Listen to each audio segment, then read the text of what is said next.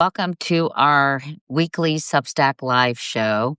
And this week, we are going to do 3 interviews looking at 2025 in different areas. We'll be talking with Jessica Knurick about public health, what has happened in 2025. We'll be talking to Jessica Valenti about reproductive rights and what has transpired in that department. And then we'll be talking to my friend Liz Oyer, who is the head pardons lawyer at the Department of Justice before she was fired, and she'll be talking about the year in pardons. Doesn't this sound fun, everybody? I think so too, but we're pretty jazzed that we have an all-female group. So before I get Jessica on the horn,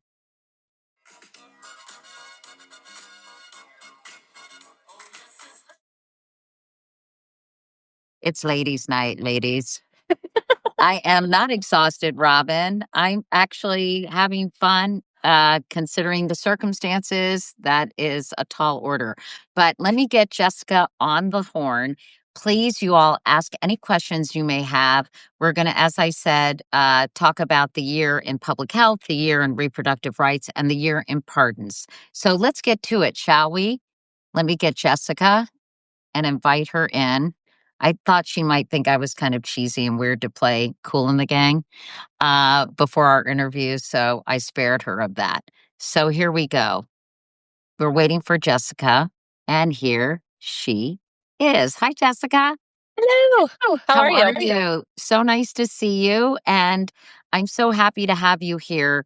We have been focused on the last couple of weeks and will be in the next week on the year in review. And we're talking about the year in government, the year in politics, the year in foreign policy. And we wanted to invite you, Jessica, to cover the year in public health. I think so much has happened. It's really difficult to keep up with everything that is going on. So we thought we'd do a retrospective look and talk about what has happened to public health. And a lot has happened to public health. And I think most people like you who believe in science and are experienced in medical data and research probably would conclude none of it is really great. So I thought we'd start, Jessica, by talking about the appointment of RFK Jr. as the Secretary of Health and Human Services. Um, and I thought we'd step back and look at sort of how this year began. And it was a lot of interest in Make America Healthy Again, the Soha Maha movement, which actually predates the year. It really started to surface during the campaign. Yeah. And why you think the Maha movement gained so much traction. Yeah. So like you said, it really started like 2 summers ago, I would say. That was kind of like when they combined, when they made the announcement, certainly campaigned on it. And then certainly the Maha movement moved the needle a lot. It brought a lot of voters over to the Trump administration. And I think that it was successful because they did a really good job of utilizing social media. So they kind of took the strategies that many of us have been seeing wellness influencers for years kind of utilize, the same kind of messaging that we've been combating online for a long time. And they utilized their platforms and their messaging, and they brought kind of this conversation to social media and to kind of public conscience in a way that we haven't really seen before. You know, we've had administrations in the past who have really prioritized these kinds of issues, our food environment and childhood obesity. The Obama administration, obviously, that was Michelle Obama's big campaign. But the Maha movement really, really was able to utilize social media, and I think that was their biggest strength. Let's talk about what RFK has accomplished or what he's done. We should point out that he now oversees all major health agencies in this country, the CDC, the Food and Drug Administration, NIH, the National Institutes of Health, and others. Um, so I'm curious what you think about the things that he has put in place and what really sticks out in your mind about the steps he's taken this year.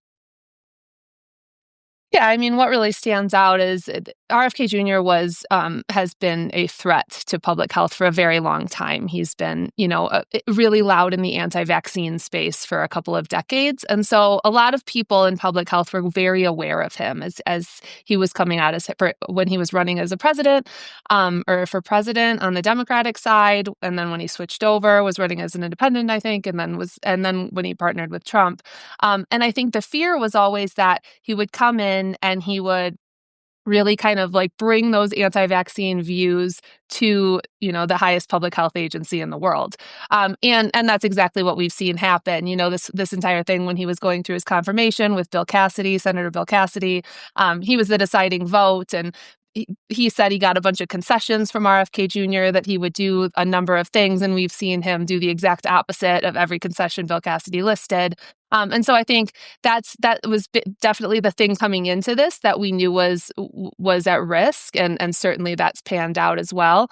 But what we've seen really is just this erosion of trust that I think is happening because we're really platforming a lot of anti-science and pseudoscientific viewpoints. And he's come in and he completely did away with all of ACIP and the immunization.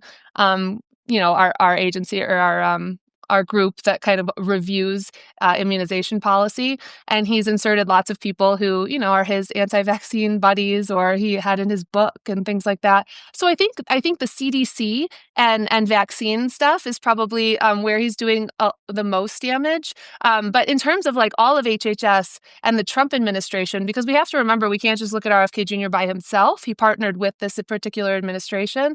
And so what we're seeing are just cuts across all of these agencies. We're seeing huge losses in personnel and scientists and staff. And we're seeing huge funding cuts for research, and funding cuts at the FDA and for the food program. And, certainly at the CDC and in Trump's 2026 budget, we're seeing them slashing budgets. I mean, he's asking for, I think, a 55% cut a 50% cut maybe to the CDC, a 40% cut to the NIH. I mean, the NIH is our premier research institution doing scientific research. So it doesn't really make sense to cut that by 40%.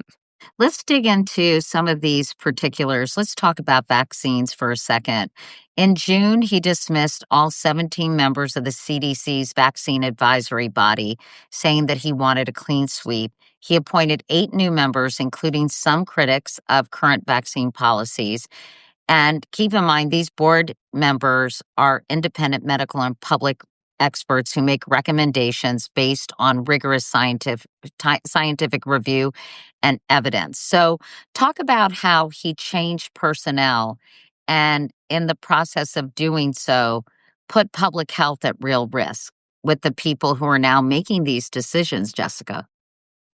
Yeah, so usually there's a lot of transparency in this process. I mean, we've seen they have these kind of public sessions where you can literally watch them. I mean, they're not the most exciting things to watch, but anyone can go and watch them, and they debate the science. They go through, they present the science. They go through all of the evidence. And what he's done is he removed them all, which is not what usually happens, right? These people are generally kind of staggered in their appointments. And that's so that you don't have everybody removed at once. So you have some sort of some people who know what they're doing on the committee and who have done it before, mixed in with the newer people. But he removed them all and kind of inserted his own people, which is very interesting because, he removed the people who actually, if you look at conflicts of interest, they had very little conflicts of interest, and kind of inserted people who have quite a few conflicts of interest if you're looking at it from kind of an anti-vaccine stance or viewpoint. And so what they're responsible for kind of reviewing the evidence for all vaccines, and then making recommendations. And so, what we saw just last week was they met and they removed the hepatitis B vaccine birth dose from the schedule or from the recommendations. We're seeing they removed COVID-19 for healthy individuals from the recommendations. And I mean, what they've said is that they're going to be looking at the entire childhood vaccine schedule, which, by the way, is exactly what RFK Jr. told Bill Cassidy that he would not do. Right. And now Bill Cassidy should be held accountable. But let's talk about the Hep B vaccine, because this is the newest development. This happened on Friday. This advisory committee voted to change the recommendation. By the way, do you have a cold? I do. Can you tell?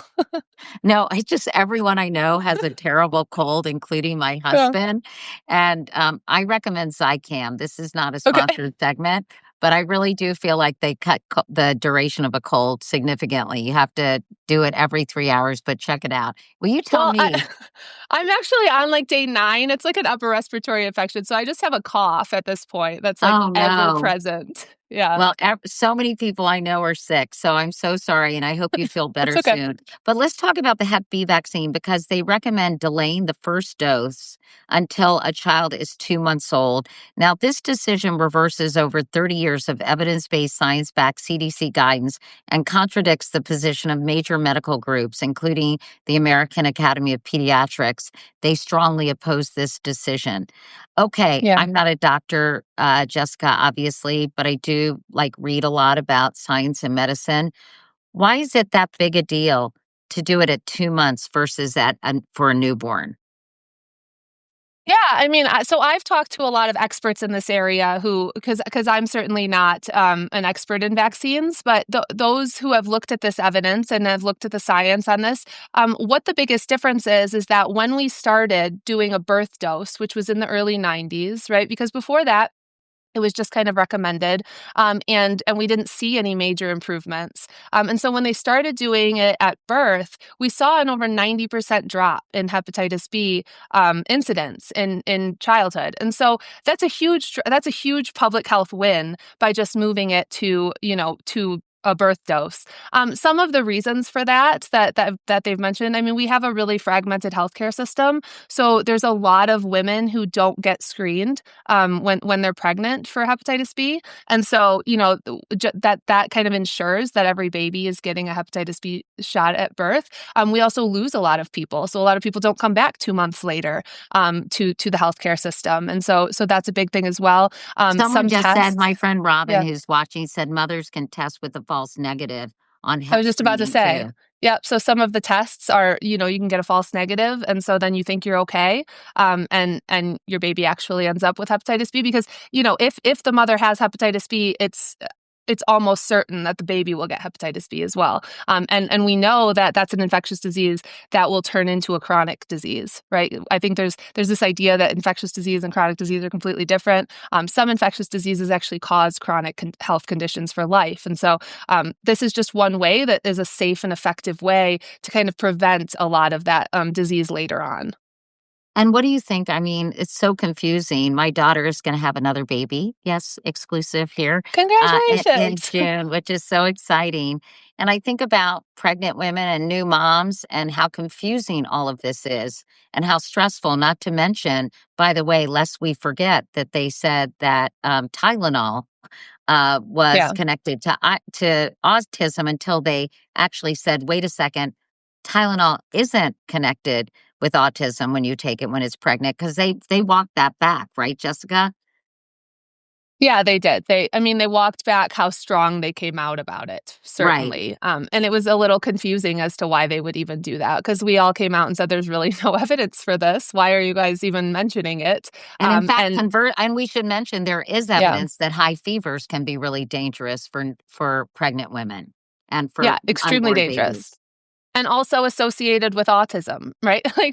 There's also an association there. Not a causal link, but there's a causal link for a lot of other things, a lot of other conditions, with maternal fever and Tylenol, which is the really important point, is really the only safe medication when a woman is pregnant and has a fever. So that's an example of just like anti-science misinformation that is just causing a lot of confusion for people out there, which is really unfortunate. I guess I was going to ask, what do you think most pregnant women? I haven't talked to Ellie about this actually, but what do you think most pediatricians are telling their patients or their new moms and dads when it comes to getting the Hep B vaccine for a newborn? I think they're following guidance of like the American Academy of Pediatrics, which we saw come out strongly against what HHS is saying. They're talking to their individual doctors, and the doctors are really following the guidance of their medical bodies, But which is what we should be doing. right, but the fact of the matter is, as you mentioned earlier, Jessica, they're sowing distrust in the medical establishment and in established science. So I imagine there are many new moms who are going to say, I don't want my baby to be vaccinated with that. Yeah, I mean, that's the biggest fear, right? That's the biggest problem from a public health perspective is it's just inserting a lot more vaccine hesitancy because even if you're somebody who, trusts science and trusts your doctor but you get into an algorithm and it shows you all of this information and it's consistent. I mean, you're at a very vulnerable time in life. And so, even the best of us are going to question, like, am I doing the right thing? A vulnerable time where you really just want to do what's best for your baby and you're nervous that you're not making the right decisions. And so that's the fear is that we're not being evidence based with these guidelines, and we're inserting a lot of vaccine hesitancy for people. And not only that, I think the government is creating a lot of confusion Yeah, and stress, honestly, for a lot of these moms. I mean, I read about moms who were getting fevers, who were really afraid to take Tylenol. And I think, stress is not really helpful when you're pregnant. And that's the other thing that's upsetting is that it's creating all this agita, right, yeah. among pregnant women and new moms. I wanted to ask you about another public health story, and that is about the top FDA official, Dr. Vinay Prasad. He recently claimed that COVID-19 vaccines caused 10 pediatric deaths between 2021 and 2024, but he did not cite a single piece of evidence and did not explain how these deaths were supposedly linked to the vaccine. Tell us more about why he made that claim, Jessica, and what the fallout might be. Well, I can't really speak to why he made the claim because we haven't been able to see any data where the claim is coming from. So it's really difficult to kind of opine on it when there's no data presented. So when people will ask about it, it's kind of like, well, I mean, he just made this statement with absolutely no evidence to support his statement. And I think that's like really the key there, right? That like if you're not I thought we were being radically transparent. Where is the information coming from in the radical transparency? And so I think, if I have to guess why he made the claim, they're likely coming down the line with some sort of other restrictions or some sort of other, we saw this with Hep B. They've been talking about Hep B since the beginning of the year and kind of like sowing distrust in it. And then we just saw ACIP's decision. So potentially there's another decision coming down the line that they're going to do, but I'm just not sure. Um, do we know any more about the impact of the this administration's new COVID vaccine recommendations for adults? I think a lot of people are confused about that as well. Yeah, I honestly am not sure. That's because that's not necessarily my area in terms of knowing the COVID vaccine. I just know that a lot of people, because I hear it from my audience every day, that they're very confused about what to do. Because they have again, the biggest health agency in the world telling them that they don't need something, and then they have their doctor saying that they should be taking something. And so when we have that kind of like it makes it very difficult for medical doctors, by the way, too, who are just trying to consult with their patients, and then they have their patients coming in extremely confused. So I mean, my recommendation is always to talk to your personal medical doctor because they know you best and they understand your situation and your scenario and your health history. Let's talk about measles for a moment, if we could. I know the CDC has reported 1,821 cases of measles as of December 2nd. It's the highest number of annual cases since the U.S. declared measles eliminated, by the way, in the year 2000. It includes 1,597 cases related to measles outbreaks and 231 isolated cases, typically linked to international travel. So, how concerned should we be about measles becoming a serious health issue in the United States? Yeah, I mean, the people that know this best, I read a lot of like Dr. Paul Offit's work and talk to a lot of people in infectious disease, are very concerned. I mean, we're seeing, again, you just mentioned all the statistics, and this is not a normal thing. I think that that's a really important thing to point out. These are preventable diseases, vaccine preventable diseases that were prevented, essentially eliminated, not completely eliminated, but for years and years and years. And now to see them come back, we're going to start seeing more and more come back. As vaccine hesitancy continues to rise because of so much misinformation, I think we're going to see more and more come back. What a lot of people, a lot of my colleagues, and we feel very like kind of obligated to do is to try to get more evidence-based information out and meet people where they are. And so I think you're seeing more and more scientists in this space doing so. I actually just was on a call before this with Dr. Tom Frieden, who used to run the CDC under Oh, I President know him. Obama. Yeah. Yeah, yeah, and so we were talking about just the importance of, getting good information out there, particularly around vaccines, which, have been just a remarkable scientific innovation. But people deserve to have good information, and so we have to meet people where they are and provide that information. Absolutely. And I think you're doing that just, with all the kinds of communicating you're doing. We talked about the SNAP funding. In June, Yeah. the USDA announced they're creating a database of food aid recipients to check immigration status by receiving Social Security information and immigration status from that SNAP data. You wrote on your Substack that several states refuse to provide this information because they believe the federal request violates privacy laws, puts them at legal risk, and would scare eligible families away from the very food aid programs designed to prevent hunger. So complying could make food insecurity worse, and the states see it as their job to protect their residents, not hand over their data for purposes SNAP was never meant to serve. What is the latest on this story, Jessica? I think I'm not sure in terms of where it's at. I think it's still at the same place as when I wrote that earlier this week.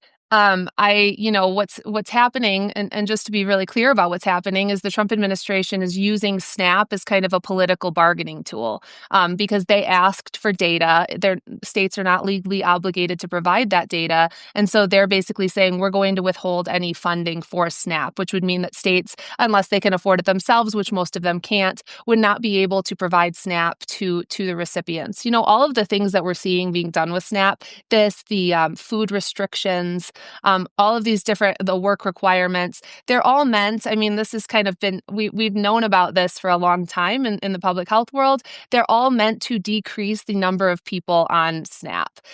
And the interesting thing is it's not we would all like to see less people on SNAP, but, like, I would like to see fewer people on SNAP because they can afford their groceries, right? Because they have the ability to purchase food themselves and because they don't need SNAP. Whereas what we're seeing is that they're really trying to just put as many restrictions as possible so people can't access SNAP even if they need it. Which the thing about SNAP is, and it's really important to understand this, it's the whole intent of it is to reduce food insecurity. That's its goal.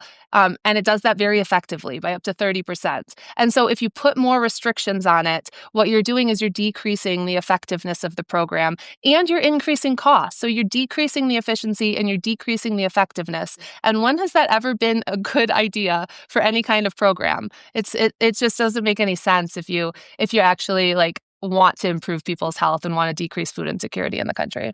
I do think the government shutdown educated a lot of people about the SNAP program and who utilizes it. I think it was 42 million people, many Mhm. elderly people, many, many kids, disabled people. And I don't think they realize what a critically important source of food and nutrition it is for so many Americans.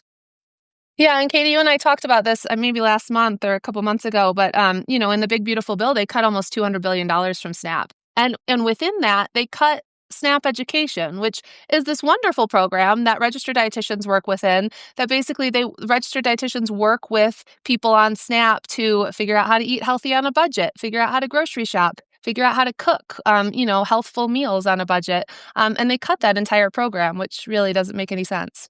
Let's talk about sort of the obsession that RFK Jr. has with really trying to make the ingredients in food healthier.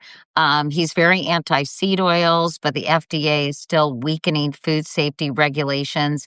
He's talked a lot about ultra processed foods. But you've done such a good job, and I know it's probably hard to put all this information together and synthesize it about sort of some of these things that are happening and they act like it's a big deal, but a lot of our regulations are actually stronger than some of the regulations they have in Europe, for example, you've said about food dye and all that. Can you just put it into perspective, if you will, about sort of the things they're doing about the nation's food supply? Yeah, so the safety and quality of our food supply, there's a global ranking of this that's done. It's a very well respected ranking. And the safety and quality of our food supply, we rank third in the entire world for that.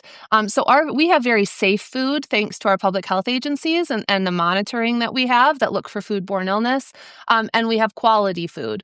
That doesn't mean our food environment is healthy. It's not. The vast majority of our food environment, because of we have food corporations, because we have a for-profit kind of like food environment, are these really like low nutrient, ultra processed foods. And so where there's a lot of like truth to what the Maha movement talks about in terms of our food environment. But then they like decide out on a list of if I list 20 different things that are like priorities to improve our food environment, they pick like 20 out of 20 on the list, which would be like food dyes, right? And then they put all of our energy into food dyes because it plays really well on social media, because it plays really well to this kind of conspiratorial idea of our regulatory agencies not looking out for us. And then there's a lot of lies out there about it, saying that they're banned everywhere else, but the United States allows them. There are some, I'm sure that there's some, ingredients that or additives that are allowed here that aren't allowed in other places. It's also the case that there's additives allowed other places that aren't allowed here. There's a lot of reasons for regulatory differences, but food dyes in particular are actually quite regulated in the United States. They have to go through full FDA approval, which is different than some of the other ingredients. They all five that are used here, the synthetic food dyes, red 40, yellow 1, or yellow 5, yellow 6, blue 1, and blue 2, are all deemed safe and approved for use in the European Union, in Canada, in Australia, in New Zealand. I mean, the idea that other places aren't allowed to use them because of safety is just not true.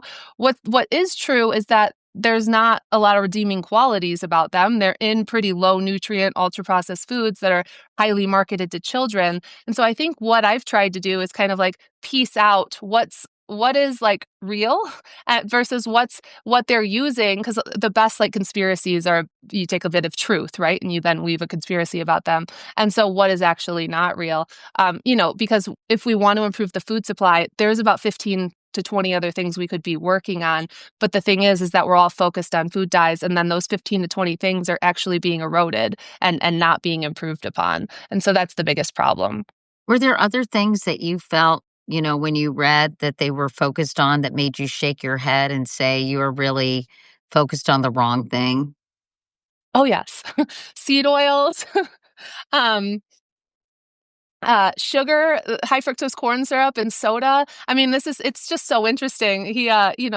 And our HHS secretary, RFK Jr., he's really been just kind of like promoting all of these ultra processed food products. Every time like Swedish Fish says they're going to swap out red dye 40 in 3 years and replace it with whatever the natural food dye is, whether it's carmine or beet juice, it gets like a promo spot on their social media platform as if that's a health win when it's still a high sugar, low nutrient candy, right? Coca-Cola, same thing. I mean, they made this big deal about swapping out high fructose corn syrup and putting in cane sugar, and then Coca-Cola comes out and says we have a new product offering with cane sugar. They're not changing anything else. They're not removing any of their other products. It's just a product offering. And then they get like free promo and marketing from our government.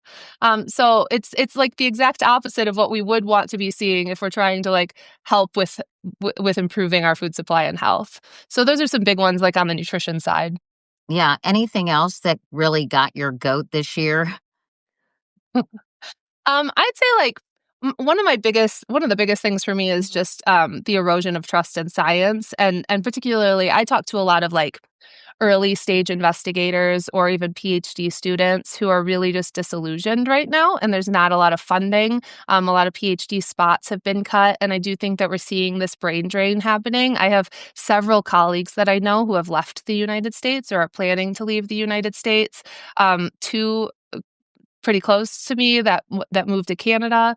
And we're seeing other countries too kind of open pathways for scientists and be like, come here, like take advantage of the situation, which is a real like danger to us. I mean, we've led the world in scientific research and innovation for decades, and that's because we've invested in scientific research. I mean, that's what the NIH was for, the National Institute of Health. The entire point of it was to be the world leaders in scientific research. And right now we're really seeing we're seeing with all of these cuts. I mean, Right, again, 40. 40% of the budget cut, Yeah, and by the way, anecdotally, I know of many cancer scientists who are leaving the United States to go to other countries, and you're right, they're being invited by countries like France and the yeah, UK and Canada and saying, "Please come here. We will fund your research." Meanwhile, so many research programs in this country are being completely cut, including clinical trials.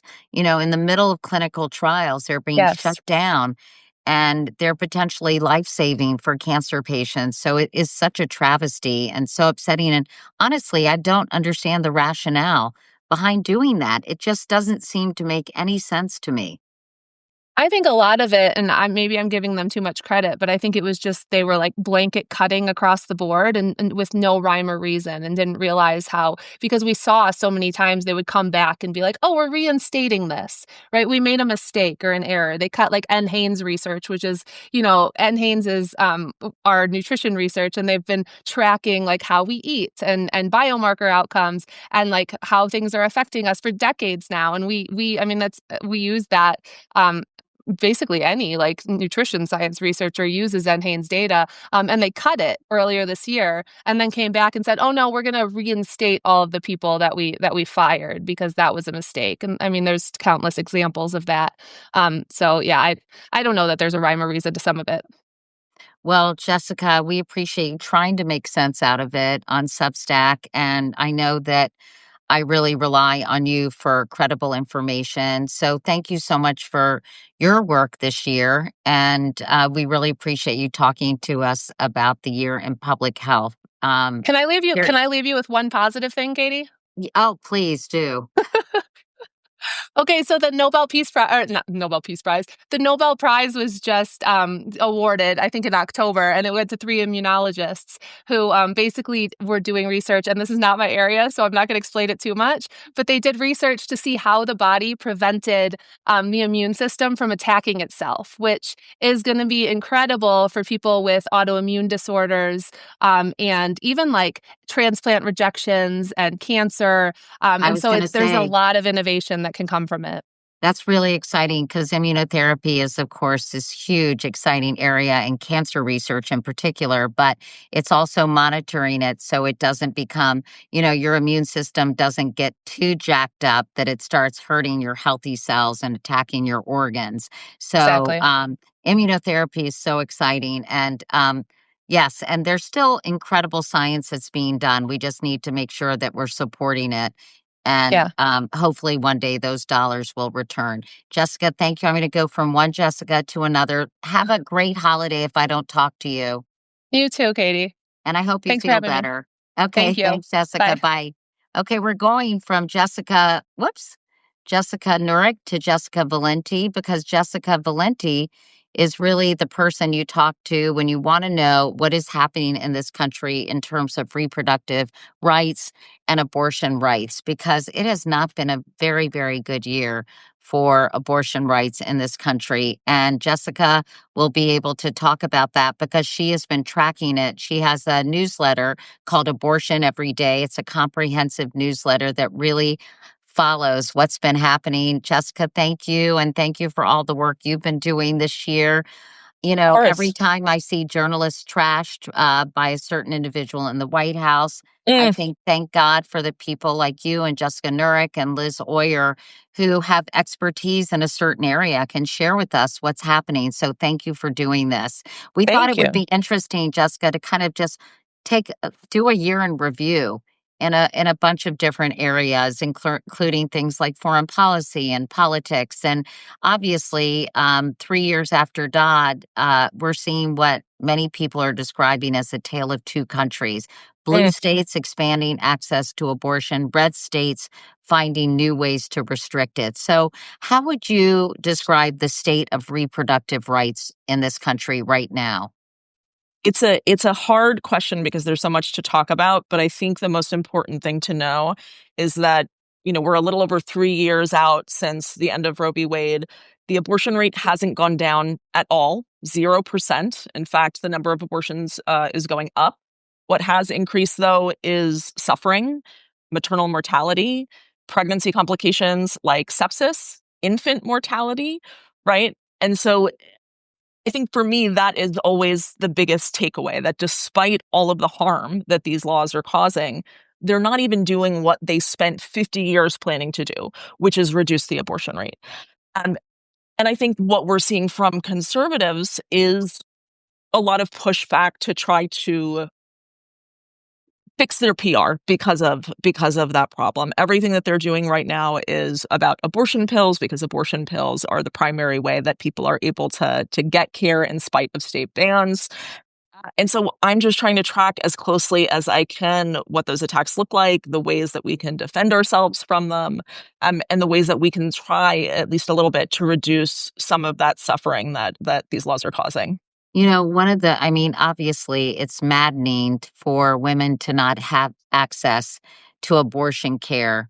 But I think one of the most disconcerting things that has happened this year and that you've been covering so closely is the fact that in many states, they are not helping pregnant women who are suffering and in serious danger because of pregnancies, either Mhm. because of miscarriages or because there's a problem with Mhm. the fetus. That basically what I've been reading about, thanks to your reporting, is women who are actually dying because Yeah. they're being refused medical care. Can you talk about that and explain how this is happening? Yeah, it's really distressing, and it's really telling, because it's actually what we're seeing. The people who are harmed the most are actually the people with wanted pregnancies. That's what we're seeing, right? Every story that comes out about a woman who has died, about a woman who's developed sepsis, it's generally a woman who has a wanted pregnancy. Something goes wrong later in that pregnancy, and because of the state's abortion ban, because of the deliberately confusing and narrow way that it's written, and the way that so-called exceptions are written, doctors don't feel safe giving them care. We just had ProPublica had an incredible investigation into one woman's death in Texas named Tierra Walker, whose 14-year-old son found her unresponsive. This is a woman who absolutely needed to have abortion care, and not one of the dozens of doctors who were involved in taking care of her offered this to her. And so we really are, as you said, we're seeing sort of two countries. We're seeing the country be split in two, where women are able to get health care in some states and not able to get health care in other states. And we had some numbers come out from a project called We Count yesterday that showed that the abortion rate is not going down. It also showed that women in banned states who are getting abortions, nearly all of them are getting abortions because of abortion pills being shipped in by doctors from pro-choice states, right? And so by and large, women who want to end their pregnancies are able to. That doesn't mean that people aren't being denied care. It doesn't mean that we're not seeing these horror stories. We are. Um, I do think that we should take that piece as a win, though. That the amount of activism has been so incredible, that there are healthcare providers who are so committed to helping people get that care, that we haven't seen the abortion rate reduce. But what we are finding is that women who end up in hospitals, women who end up in the formal healthcare system, are the ones with these stories, are the ones who are suffering the most. It is so upsetting, and there's been story after story. The Yeah. ProPublica's piece on this poor woman, Tara Walker, is just one of several stories that you've been reporting on as well. We've also seen reports of women being investigated or prosecuted, even prosecuted after miscarriages or Mm. pregnancy complications. Can you describe the criminalization of pregnancy that we're seeing and who is the most vulnerable? Yeah, what's incredible about this is that this is the one thing that Republicans and anti-abortion activists said for years that they would never do, that they never wanted to punish women, they never wanted to arrest women. And we warned for just as many years that that's exactly what was going to happen. If you criminalize abortion, if you make something illegal, people will be criminalized. And that's what we're seeing. A lot of the stories that we're covering, as you said, are miscarriage patients. Generally, what happens, and it's sort of a depressing way to come about a story, but I'll see a headline in a local newspaper that says an infant was dumped in a dumpster, an infant was trashed, a woman was arrested for putting her infant in the dumpster. We go and we get the police records, and inevitably it is a woman who had a miscarriage at 15 or 16 weeks who did what you're supposed to do when you have a miscarriage. You flush, you throw the pregnancy remains away. It's very, very normal, right? And police decide to arrest them instead because in these states, the fetus has personhood. And so they're charging them with crimes like abuse of a corpse or failure to report a death, right? They're not going after them for abortion. They're finding a way around that and charging them with seemingly unrelated crimes. Which is so traumatizing because it's so traumatizing for women to have miscarriages in Mhm. the first place. And then this added layer of this punitive, Mhm. trying to criminalize what's happened to them is so disgraceful. And what about some of the doctors? Have you Mm. been following what's happened to these doctors who feel compelled to help these women and Mhm. then do get prosecuted or face charges? Mhm. Have there been instances of that? Yeah, there are a couple of doctors right now. Both of them are Shield state providers, one in California and one in New York, where Louisiana and Texas have gone after them. And these are doctors who, again, shipped pills into these states and they're being charged with criminal abortion. Thankfully, because of Shield laws in New York and California, they can't get them, they can't extradite them. But this is going to end up at the Supreme Court, right? This is an interstate battle. This is anti-abortion and Republican attorneys general want to make a name for themselves on this. They're working really hard to find providers to prosecute so that they can get a case to the Supreme Court. And so I think we're going to end up seeing what really happens. I think that doctors are understandably really afraid. We're not talking about a slap on the wrist. We're not talking about just losing their license, which would be devastating enough. We're talking about life in prison. We're talking about homicide charges. And the other thing that I really want people to know is that it's not just that they're going after doctors. Increasingly, we're seeing bills brought in anti-abortion states that would prosecute patients as well. And they call them equal protection bills. They don't like to talk about them because, again, Republicans like to say that they're not going to prosecute women. But just in the last year, over a dozen states have introduced equal protection bills that would charge abortion patients with homicide. And in some of those states, that could mean the death penalty. This is like a really serious, extreme thing that's happening that's not getting nearly enough coverage. I know. I'm so glad you're doing what you're doing, but you're right. It's not getting enough coverage. Let's talk about the attacks on the abortion pill. I Mm. interviewed David Graham earlier. He's a writer for The Atlantic, and he's been Mhm. really tracking Project 2025 and how many of these their goals have been implemented. About half of 319, I believe, goals have been implemented. But he talked about how the crafters of Project 2025 sort of felt they had fallen short when it Mm. came to some of their goals vis-a-vis reproductive rights. And one of them was outline, I always, Mephis, can, Mifepristone. thank you. I always You have got it. such a hard time saying that. And I know that Reuters reported today that Texas and Florida have launched the latest lawsuit seeking to restrict access to that drug.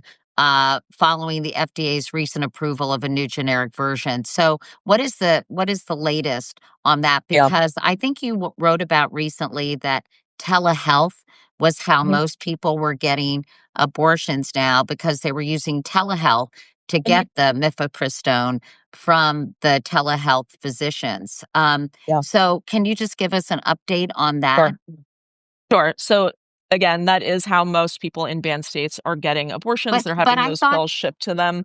It sorry to interrupt, is, but yeah. I sorry to interrupt, Jessica, but I did a piece on this a couple of years Mhm. ago, and I thought even before Roe was overturned, most people were getting medically induced or pill induced, I don't know how Yeah. you call them, Yeah. abortions instead of Mhm. actually going to a clinic to get a procedure. Yeah, it's been for a while now. It's been over half, close to two-thirds of people who have abortions are using abortion medication. But now it's not just abortion medication that you would go to your doctor's office, and it used to be that you had to take the pill in front of them and have an in-person visit. Now You can have a telehealth appointment, you can have a Zoom appointment, and you don't have to meet a doctor in person and they can ship it to you. And so that has been the big shift. Whereas in 2022, we're talking about, 5% of abortions being provided via telehealth. Now it's closer to 30%. It's about 27%. So that's a tremendous, tremendous shift. Conservatives are furious about it. I think that they expected that the Trump administration would start to enforce something called the Comstock Act, which would make it illegal to ship abortion pills across state lines or to ship them at all, really. But Donald Trump knows how unpopular abortion is for them. And so he hasn't really done the things that they expected he would do. That's what I suspect is happening. And so that's why you see all of these lawsuits. That's why you see them suing the FDA. Why you see them seeding a whole lot of disinformation about mifepristone, saying that it's unsafe. They're coming out with all of these junk studies because they know that this is the primary way that people are getting care. And unless the Trump administration really takes some action, they're going to have to rely on those suits to roll back access. So at the very least, is what they hope, they can do away with telehealth. So if they can't do away with the pill entirely, maybe they can stop getting people having the pill shipped to them. When you say they, you've Mm. repeatedly said they. Yeah. Who are you talking about exactly? I mean, I am talking about Republican legislators, the conservative movement, the Heritage Foundation, Project 2025. But I think, and I really should be talking about this constantly, the folks behind the anti-abortion movement are a small group, right? I think for so long we've been sort of tricked into believing that the country is split on abortion. It's not. We're talking about a tiny minority of, extremist legislators, of powerful funders who are behind this effort to impose their will on the vast majority of Americans who do not want these bans. And so it is part of this broader conservative movement that's enacting Project 2025. And I've got to say, one of the things that I'm most worried about, I'm not just worried about mifepristone and abortion medication, I'm worried about birth control, because this is something that they have been making headway on. They have been using the same chipping away approach that they did with abortion to make birth control less and less available. They've defunded all, Planned Parenthood. They've defunded reproductive healthcare clinics. They're giving lots of taxpayer dollars and state funding to crisis pregnancy centers, saying that crisis pregnancy centers can replace those clinics, even though these are not real medical clinics and they can't and won't prescribe birth control. And so that is the other thing that I'm really trying to pay close attention to that I don't think we're talking about enough. And to what end? Is this part of Project 2025's efforts to get women to have more babies, to have more white Christian nationalist babies? Yes, 100%. 100%. It's all, I don't think that you can separate the attacks on reproductive rights, the attacks on abortion rights and birth control from this desire to get women out of the public sphere, to force them back into the home, to push them in the domestic sphere. It's the same reason that that same group of powerful people are pushing this, online trad wife conservative agenda that we're seeing everywhere. It's the same reason they're seeding disinformation about birth control. It's the same reason they're paying health influencers to say that birth control is dangerous and bad for you. Any young woman who spends any amount of time on a social media site, I'm sure, has come across a video saying that you'll feel better about yourself if you don't take birth control. It's all connected. And in fact, my colleagues who are in their 20s and are of reproductive age, which is long in my rearview mirror, but, they have been telling me, Jessica, like TikTok is just jam-packed full of influencers basically trashing contraception. Yeah, I mean, it's so unbelievable to me because I think maybe for your generation, for my generation, you're talking about one of the most important advancements for women's freedom in modern history, right? Like hormonal birth control is a tremendous, tremendous advancement. And to see it so easily bashed and to see how easily disinformation spreads, I think is really chilling. It's really challenging. But I think it's also a prompt for Democrats and for the progressive movement to not take young women for granted and to not think that young women voters will always be there. Right now, young women, young people are the most pro-choice demographic in the country. It doesn't mean that it's going to stay that way. If we have conservatives, if we have all of these influencers, if we have this trad wife movement, they are honing in so singularly on young women for a reason. They're not thinking about tomorrow. They're thinking about 20 or 30 years from now, right? It's the same reason that they are pushing anti-abortion propaganda in schools. Something I've written about before, I think we may have talked about this, were the Is that baby the Olivia Prager? bills. Is that the It's wait, that's not PragerU, is it? No, though I'm sure that they have anti-abortion curricula as well. It's something called a Baby Olivia bill. It's been passed in multiple states, introduced in I think half of them, where it essentially mandates that public schools show an anti-abortion propaganda video every year for school-age children because they need to indoctrinate young people as early as possible because they know, studies show the more you know about pregnancy, the more likely you are to be pro-choice. They need to get that disinformation in there any single way that they can. And how many states are doing this? I would have to double check on that. I think it's about 5 states that have already passed. I know it's about half the states that are considering bills. I think it's safe to say you'll probably see some sort of Baby Olivia bill passed in every state that has an abortion ban. That's sort of what I'm expecting to see happen. Is it passed in where? In Ohio. It's passed in Ohio, Julia. There's bills in West Virginia, Tennessee, and Arkansas. Yeah, And there are other bills Florida. in West Virginia, Tennessee, and Yeah, Arkansas. I yeah, have my they're little really built-in targeted. live researcher here. I love it. What? Yeah, no, and you bring up an important point. I wanted to know how many states have a partial abortion ban, a full abortion ban, and how many states? Sorry to put you on the spot here, Jessica. No, it's Where okay. how many states are considering it? Right now, it's about half of the states have some sort of serious abortion restriction beyond what Roe allowed for, I guess I can say. And then there's 12 or 13 states that have total abortion bans. And then pretty much every state that has a 6-week ban or a 12-week ban is pushing for a total ban. They're all looking for total bans.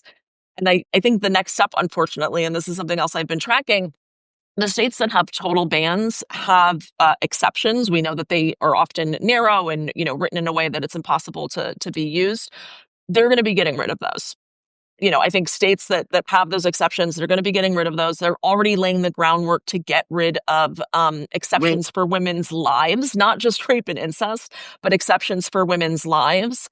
They are working really hard to make this argument that women don't actually need abortions when their lives are in danger, that they should be just given C-sections instead, even when you're 12 weeks, 13 weeks, even when there's no chance for the fetus's survival, because they're so desperate to divorce abortion from healthcare. They will never, ever admit. And I'm sure if you interviewed someone who's anti-abortion, if you interviewed an anti-abortion politician and you asked them, do you believe in life-saving abortion? They would say, I believe in life-saving treatment. I believe in life-saving care. They will never ever say life-saving abortion because they will never say that abortion is healthcare. And so that's sort of the next thing that we need to have our eye on, right? And I know it's so hard, it's so difficult. Things are already pretty terrible. And to think about that is hard. But I think one of the benefits that we have, and one of the things I'm trying to do with the newsletter, is give us a little bit of insight into what comes next so we can stop it before it happens.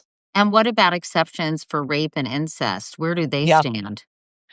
You know, the states that have them, it's no one ever really is able to use them, to be frank. And I hate to say that because if you're in one of those states and you need to, there are people who will help you. You should try to use those exceptions. I'm not saying that, but they make it exceedingly difficult. There was a study in Mississippi, for example. Mississippi has a exception for rape victims. There's not one doctor in the entire state who's willing to perform an abortion on a rape victim because they're so afraid of the law. Or they'll have things like, you need to come in with court documents. You need to come in with a police report. They know that most victims don't report their attacks to the police, right? And that's precisely why they made that a requirement. Their exceptions don't exist to try to make it easier for certain people to have abortions. Exceptions exist to give anti-abortion legislators good PR and a way to say, I'm not a complete extremist. I'm actually moderate on this issue. But there's nothing moderate about what's happening in these states.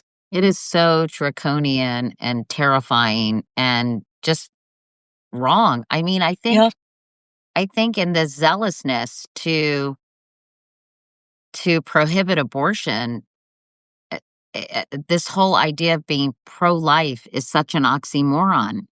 it is. I mean, it frustrates me every day as I watch the infant mortality rate go up, right? We're seeing a tremendous number of babies in these states being born with fatal abnormalities because there's no exception for pregnant women who have fatal fetal abnormalities.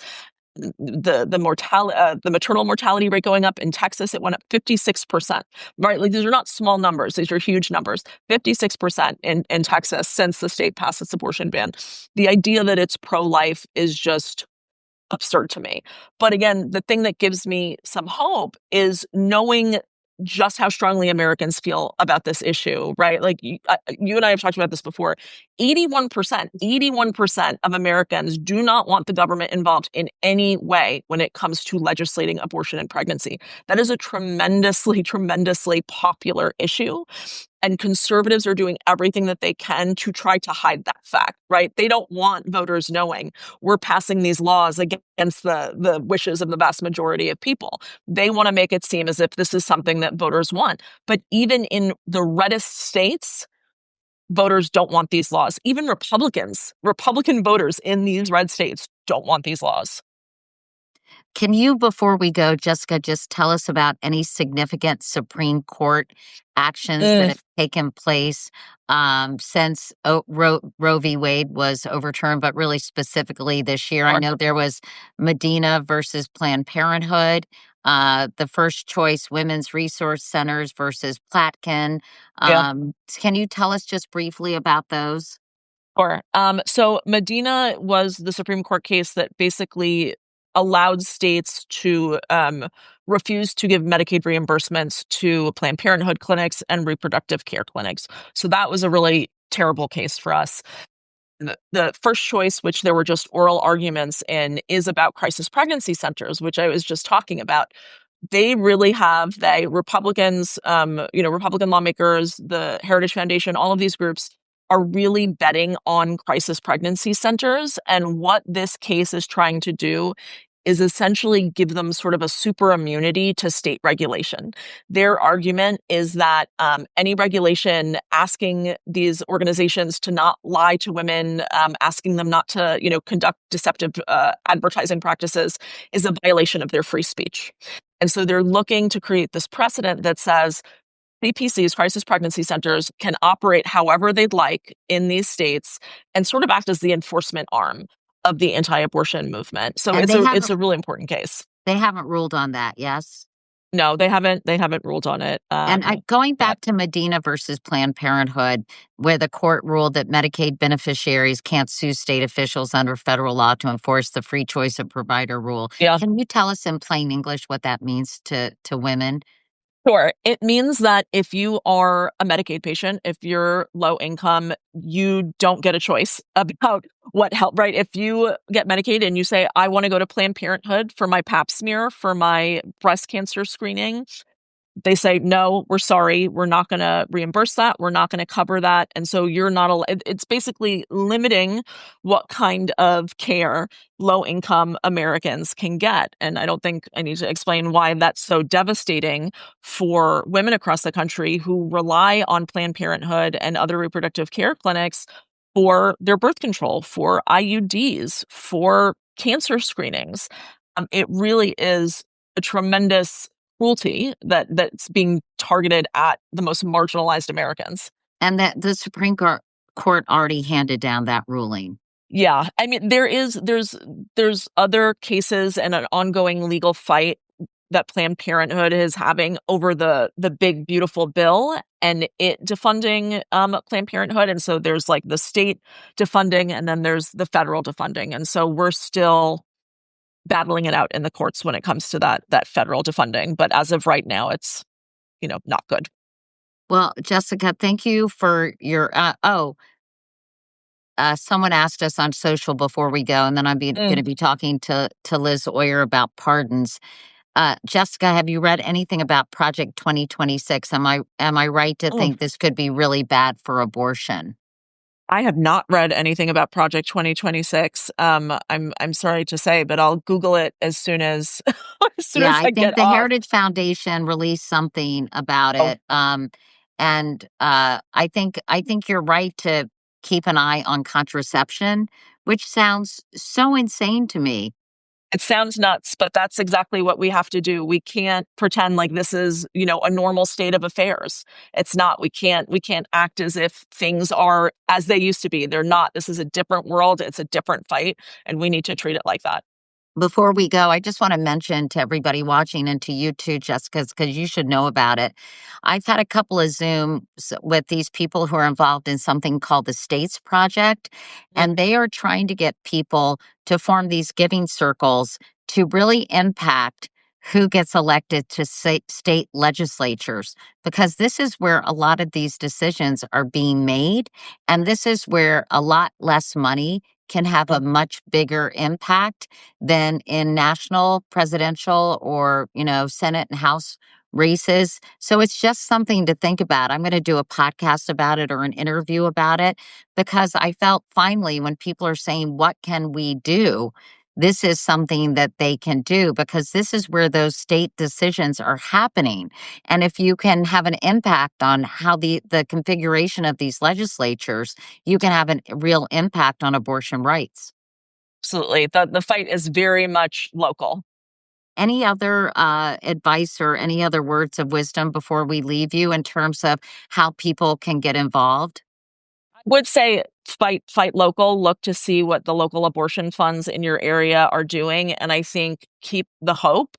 I think it's so important because things feel so terrible, because we're being inundated from all sides. It's really vital that we remember that we are in the vast majority. We are winning in a weird way, that the abortion rate hasn't gone down, that they have spent 50 years planning for this moment and they haven't managed to bring the abortion rate down even a little bit. I think that that's an incredible sign of the power of the abortion rights movement, of the power of healthcare providers who care about this issue.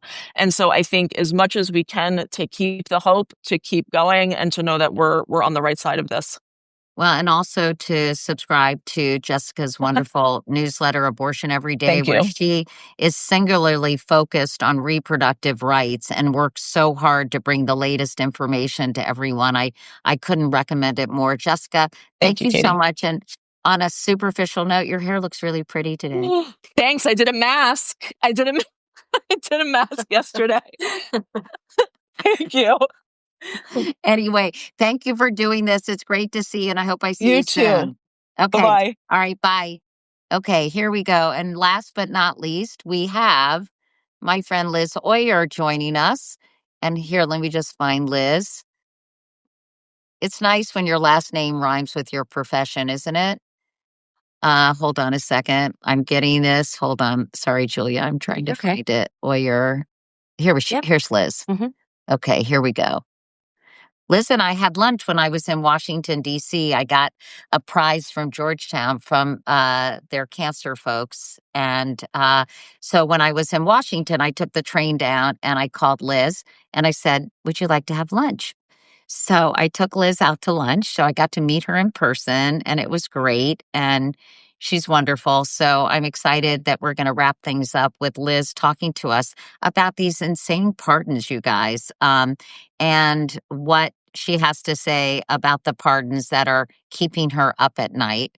I'm waiting. I know she joined us when we were talking to, I think, Jessica Knurick. So Liz should be here soon. Um, anyway, hi. By the way, I'm making these weird cranberry things. I don't know if you've seen them on Instagram, where you soak cranberries in 7-Up and orange juice for 24 to 48 hours. Then you cover them in confectioner's sugar and you shake them, and then you bake them in the oven, and they kind of are like poppers. Well, maybe not poppers. Poppers are bad. Aren't those sexual things? Anyway, they pop in your mouth. Well, not poppers. You're thinking They're of like Pop Rock. Pop Rocks. Yeah. Yeah, they're kind of like candy. Where's Liz? I don't know. I don't know. Hold on 2 seconds, everyone. Be here. Anyway, have you all seen that on Instagram where, thank you. I'm glad you like me to see me doing my thing. I'm very unhinged and unfiltered on this platform. I'm just acting like myself. But I don't know where Liz is, you guys. This is not like Liz. She's very dependable. Let me wonder. Let's try to read Yeah, that. maybe I did something wrong. Oh, you know what? Sometimes I think I do the wrong. Why does she have that little weird check? No, that's right. That's her. It is? Yep. Okay, let's do it again. We just resent. Anyway, It says it won't let her connect. Oh. won't let her connect. How weird. Okay, we just resent. We just reset. We'll wait a few seconds. Aruba. Oh, hi, Karen. You're in Aruba. That must be so nice. It's been so cold in New York that my feet are freezing at night and I'm miserable and my skin is so dry. Anyway, I got a lot of problems, you guys. Hold on. Is she? Hold on. I'm not doing anything tonight. I'm super excited about that. Are you guys watching anything good on TV or on streamers? I tried to watch a show, Malice, with David Duchovny last night. Honestly, I thought it was so bad. Sorry, David Duchovny. I think She's your gonna kid did win Jeopardy, but I still didn't like that show. Second. What's the other one that I'm watching that Ellie recommended on Apple? Oh, It's Pluribus? Pluribus. So good. Oh, Jessica just said Pluribus. Yeah, it's so creepy though, isn't it? And dystopian, obviously. It reminds me a little bit of a mix between Severance and The Last of Us a little bit. Nana Bear is saying, what was bad, Nana Bear? The Diplomat. My husband is in love with Carrie Russell. It's his free pass. I thought that was Diane Lane. It's Carrie Russell and Diane Lane. Why do I know that? I think he has too many free passes, actually. Karen, yeah, okay, Karen, enjoy your dinner in Aruba. Okay, hi, everyone. Let's see if we can make this happen. If not, what we might do is hop off and then come back with Liz. Yeah. I know Diane Lane is awesome. I don't blame him. I don't blame him for Carrie Russell. Although honestly, on The Diplomat, I really want to wash her hair. I am sorry, but I know they're trying to make her look normal and not that attractive, but her hair is so dirty on that show. It grosses me out. How do you feel about it? I've only watched the first season. Anyway. But she's a hair icon. I mean, I know, and she's known for her hair, so maybe they're trying to I don't know.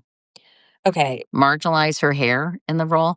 Okay, guys, we're gonna talk to Liz and then come back. Yeah, we're gonna figure this out. And what does it say about? I don't. Oh, I am so sorry, Katie. That's okay. What happened? It just kept crashing over and over again when I tried to accept the invitation. Okay, well, thank you for trying. Okay, Substack folks, you heard it here first. You all need to work out the kinks in this platform. Yesterday, they were at what do you call it? An offsite. An offsite, and Substack was completely not working. And we tried to reach them, and there was nobody there. So I need to talk to them about their organizational structure and the fact that you need to leave somebody who's not going to the offset in charge. So when you have technical problems, somebody is there. Yeah, I am so sorry about that. Okay, Katie. sorry. I gotta get into this. So Liz, thank you. I'm sorry. I've just been blabbing about all sorts of stuff. But pardons. Let's pardon us. Pardon me. And let's talk about what has become a signature of the second Trump administration. Why do you think he has, probably in your words, exploited pardons and the power of the presidency to issue pardons? So I think a major theme that we're seeing throughout Donald Trump's use of the pardon power is that he is trying to normalize public corruption. He's creating a situation where he believes that the person in charge of the country should be able to use this power for personal gain, which is an approach to pardoning that we have never seen before. Donald Trump is giving out pardons to people who can help him financially or politically or to solve some sort of immediate pressing problem. And those are the people who he is choosing to grant these clemencies to, not people who are demonstrating that they deserve them based on merit. Some of the people that he is pardoning are themselves public officials, elected officials who have engaged in corruption while they've been in office. And that, I think, just illustrates that he believes that if you win an election, you are entitled to use your office however you choose, even if it is not in the interests of the public. During his first term, Trump granted a total of 238 acts of clemency, which is synonymous with pardons, right, Liz? According to the Pew Research Center. Is clemency that is synonymous with a pardon? So, clemency is a broader term that encompasses two basic types of relief. One is a pardon, which is full sort of exoneration. It's, your conviction is wiped out. The other is a commutation of sentence, which is just a reduction in your prison sentence. Most presidents historically have granted a lot more commutations than full pardons, but this president is granting a whole lot of full pardons as well as a handful of commutations. And commutation, does that mean like time served, like that's it, you're done? Exactly. So in the case of George Santos, what he got was a commutation. He got out of prison early, but he did not get his whole conviction wiped out. It's not clear how Trump is deciding who gets a full pardon and who gets a commutation, but there are a couple of cases where he has granted that more limited form of relief. But I will say that even in Santos's case, the commutation also wiped out his obligation to pay back the money that he stole from his victims, which is a very unusual use of the pardon power, the commutation power, because it interferes with the rights of crime victims to get repaid for their losses. Let's start with the beginning of the year because this is a year in review and pardons. And we have to, I think, start with Joe Biden's preemptive January pardons, including members of his family, Hunter Biden, Dr. Anthony Fauci, Mark Milley, and the members of Congress who served on the January 6th committee. You said that those January pardons, quote, laid the groundwork for Trump's abuse of the pardon power. Do you think that some of Trump's overkill in the pardons department was the result of these preemptive pardons, or do you think one had anything to do with the other? I think that the pardons that Biden granted on the way out the door made Trump feel like he was entitled to abuse the pardon power in new and unprecedented ways. No president before Joe Biden has really used preemptive pardons to pardon people for crimes that have not even been charged. But Biden, on his way out the door, I mean, he pardoned 5 members of his family in addition to the pardon of his son, Hunter. And the appearance that it creates is this idea that it's okay for the president to use the pardon power for personal gain, to benefit his family. And I think that Trump is sort of leveraging that perception of unfairness and self-dealing to do things that are far, far worse in quantity and quality than what Biden did, but he's using it as a justification. And he's actually got some traction with some sectors of the public in trying to rationalize what he's doing in terms of what Biden did. When I talk about the corrupt abuses of the pardon power by Donald Trump, the question that I get all the time is, well, what about Biden's pardons? People will say to me, my MAGA family members, whenever I bring up the pardons, they say, well, Biden did the same thing. And it's not the same thing. But to make people understand that it's not the same thing, I think we have to acknowledge that what Biden did was very unusual. And in my opinion, it was not well advised. It's certainly not something that I would have recommended that he do. Yeah, you answered my question. Was it appropriate for Joe Biden to do that? On the other hand, they were after people like Anthony Fauci and Mark Milley and the people who served on the January 6th committee. So, I think you're right. It set the stage perhaps for Donald Trump. But did some of these people, in your view, deserve protecting? Well, the problem with protecting them in advance is Biden's basically sending the message that he doesn't trust the justice system to reach the right result in these cases. And that's not, in this environment, a helpful message to be sending to the American public.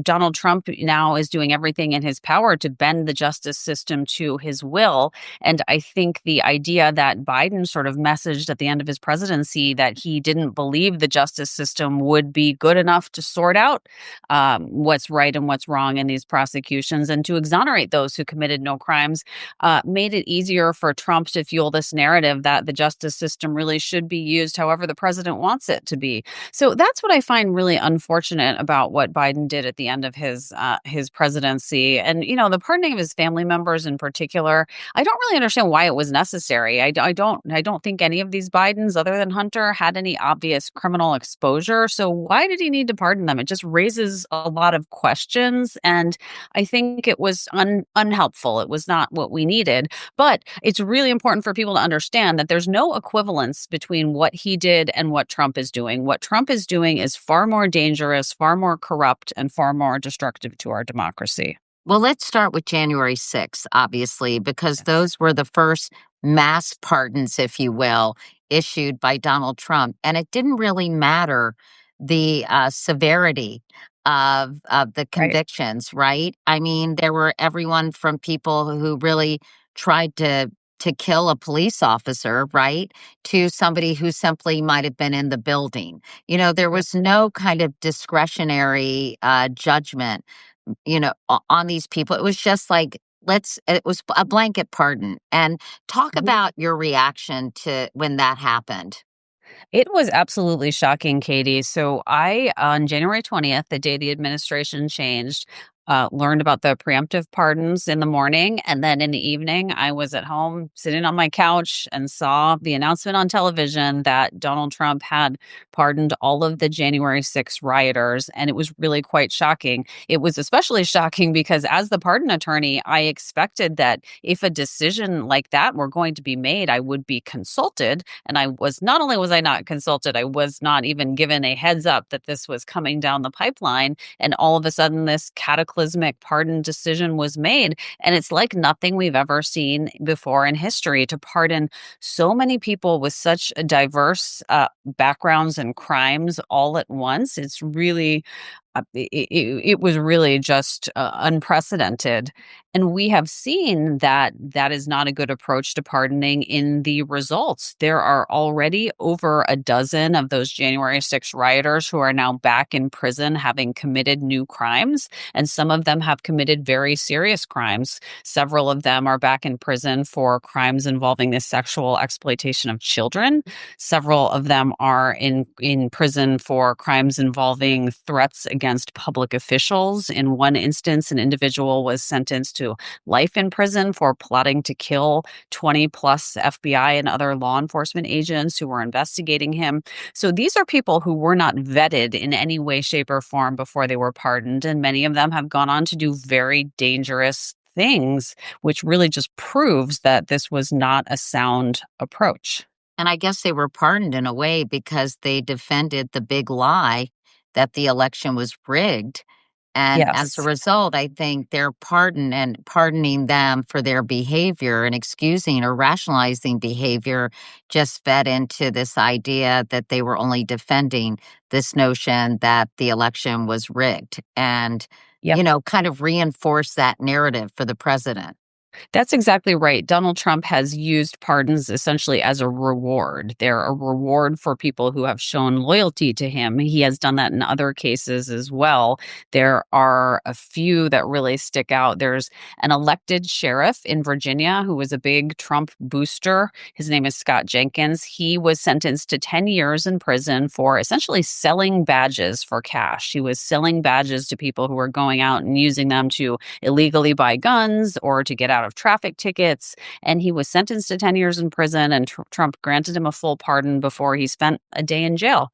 He pardoned another woman, an elected official in Nevada, who stole money from a police memorial fund, a fund that was being raised to build a memorial to two police officers killed in the line of duty. She spent the money on plastic surgery, and Trump gave her a full pardon before she served a day of her sentence, and she doesn't have to pay the money back as a result. So that use of pardons, it's very corrupt, but he's using it essentially to reward those who are loyal to him.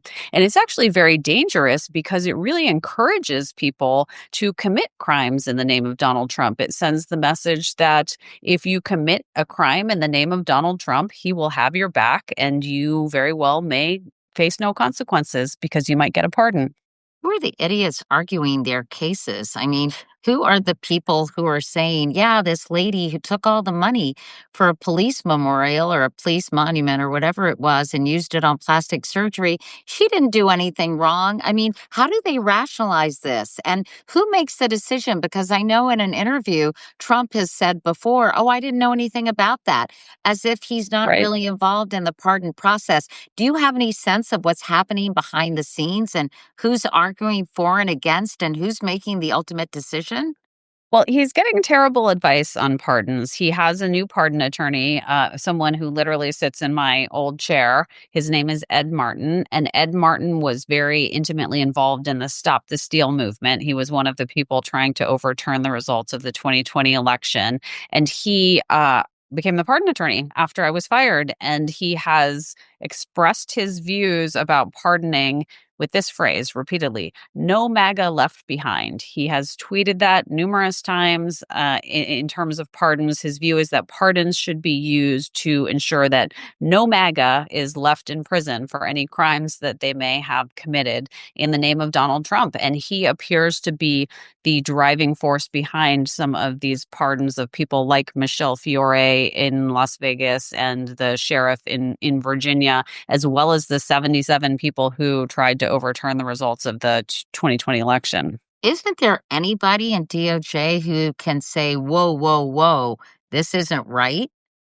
It's very surprising that DOJ is just allowing itself to be steamrolled in this process, because the Justice Department actually has certain legal obligations to victims of crimes to ensure that their rights are protected. And that is not being respected in the current clemency process.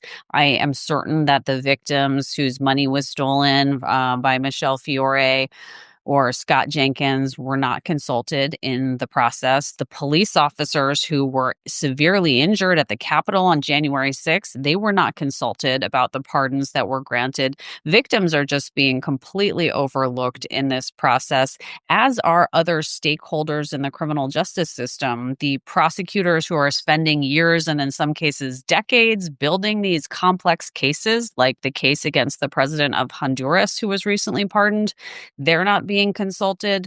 The judges who are looking at the big picture and deciding what sentence is appropriate and necessary to keep the public safe, they're not being consulted. These decisions are being made in a manner that is really haphazard and reckless and actually very dangerous to the public. And we are seeing that in the form of recidivism, meaning new crimes committed by some of these folks who have been pardoned.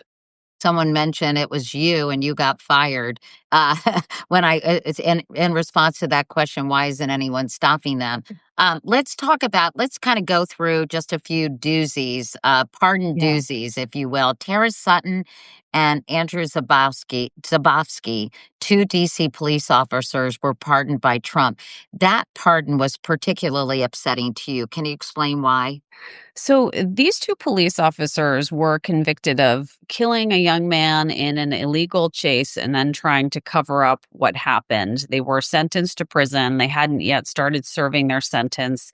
And Trump pardoned them just days after he pardoned the January 6 rioters. And the reason he did it is because he knew that law enforcement was mad at him over the January 6 pardons. They knew that he knew there were a lot of police officers, especially in Washington, D.C., who were there that day at the Capitol, who were angry about the pardons. And he thought, I will try to get back on their good side by pardoning to police officers who were responsible for the death of a young man and who are heading to prison, but for the intervention by the president to pardon them. In the community here in Washington, D.C., that was an incredibly upsetting decision. A jury had deliberated and reached a verdict. A judge had imposed a sentence. A grieving mother was in court speaking about the death of her son and the harm that that has caused her family. And then Trump just wipes out all of the consequences because he's trying to get back in the good graces of law enforcement interests. But what was his rationalization for pardoning these officers in addition to wanting to throw them a bone? It was about the victim himself, correct? Oh, yeah, yes, Katie. I mean, Trump, he uses this verbiage of bad guys and good guys, and I'm not even going to use the words that he uses to describe who he sees as the bad guys, but he doesn't believe that police officers who are excessive in their approach to enforcing the laws deserve these types of consequences, including imprisonment. And that was one of the messages he was sending here with this pardon. But wasn't it also, didn't he use the rationalization that the victim was not here legally? I'm not, I don't know if that was an element of this case. Yeah, yes, it was irrelevant, but apparently something that he claimed and used to justify the pardon. That's That, according to our research, oh my boy. crack producers, but we'll look into that and make sure that's accurate. Let's talk about this man, Trevor Milton. He was pardoned in March of this year. Tell us what he did and his connection to Donald Trump.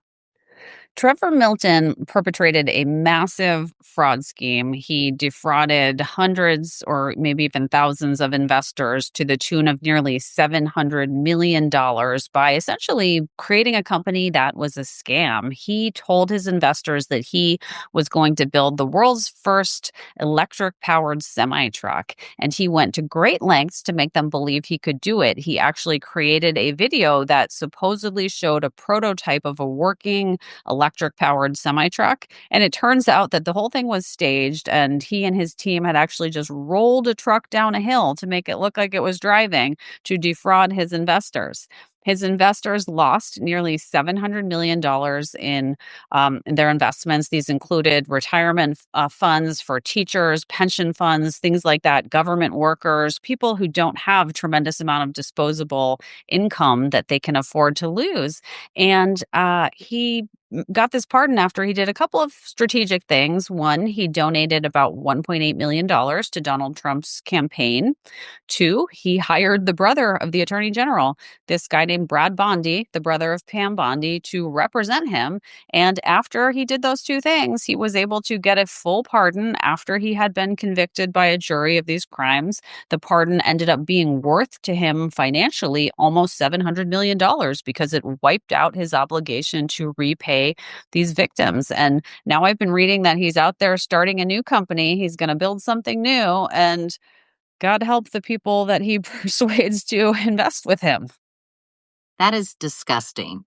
It's truly disgusting. It is truly disgusting. He made an Instagram video where he talked about how the president personally called him and told him about his pardon. And according to Milton, Donald Trump said to him on the phone, "Trevor, you're cleaner than a baby's bottom now." Keeping it classy. What about the people who lost their money, who lost their retirement savings because they invested in this moron? Really, the only recourse those people have now is to try to sue him individually and recover their money through a civil lawsuit. And that is very time consuming, very costly, very challenging. The reason the law requires restitution, requires repaying victims when you're convicted of a crime, is so that victims don't have to go through the further traumatizing process of litigating potentially for years to try to collect the money that they're entitled to. So, it'll be a long fight for them to try to get any of their money back at this point, thanks to this pardon. Let's talk about Paul Walzak. Am I saying his name right? I think so, yeah. I don't want to say what that rhymes with, but Paul Walzak is a former nursing home executive who had pleaded guilty to tax crimes days after the 2024 election. Tell us about him, Liz. Oh gosh, he's a real Charmer. Charmer. He was skimming money off the tops of the paychecks of his employees, doctors and nurses that he employed, and he skimmed a total of about $11 million from their paychecks and used it to buy a yacht and live this very luxurious lifestyle in Palm Beach. And he was sentenced to prison. A federal judge sentenced him to 18 months in prison and actually said at Walzak's sentencing, "You've asked me not to send you to prison. I'm going to because I want to send a message that wealth is not a get out of jail free card in this country. You need to go to prison just like someone of lesser financial wealth would in a similar case." So before he started serving that sentence, just days before he was supposed to start serving his sentence, his mother paid $1 million to go to a dinner with the president at Mar-a-Lago. And literally days later, the president signed off on a full pardon for Paul Walsack. No prison, no need to pay back the money that he stole. And apparently, she raised millions of dollars for Trump's campaigns and those of She other did. Republicans. She also had connections to I guess, the people trying to sabotage Joe Biden's campaign by publicizing the addiction diary of his daughter, Ashley Biden. I Yes, mean, these are really high quality people, aren't they? a delightful family. Absolutely delightful, Katie. They've posted some really disturbing photos of their celebratory gathering after he got the pardon. They made custom hats that look like the MAGA hats that say "Make Paul Great Again." I mean, it's really pretty sick stuff. All right, let's move on to Cade Cothern, former chief of staff to former Missouri House Speaker. Oh, sorry. I said, did I say Missouri? Yeah. Why did I do that? I was looking at Tennessee and I said Missouri.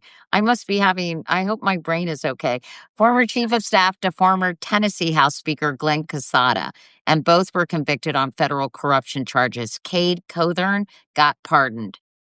Yeah, they actually both got pardoned. The reason that I have focused on Cothern is that he has such a disgusting track record as a human being that it is shocking that he passed I mean, there is no vetting, I suppose, happening for pardons, but he certainly would not pass any character examination. He was, at the age of 29, I believe, made the chief of staff to the Speaker of the Tennessee House of Representatives. So he had a very important political job and was a rising star in the Tennessee Republican Party. And he had an absolutely disgusting track record of harassing and abusing young women, including stalking and following people around and sending unwanted messages and sexual advances toward these young women. He also sent racist text messages, including messages he exchanged with his boss. He was known to use drugs in his office in the Tennessee Capitol building. So really checks all of the boxes of not fit for a presidential pardon. And then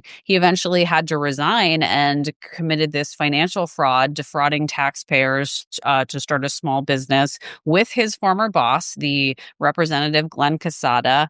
And they were convicted again at a trial. And before they reported to prison, they both got a full pardon for no real reason. I was going to say, why? I mean, what rationale was used? I mean, there's a theme here. These people are all a bunch of sleaze bags. But why did Trump say, "Oh, was it?"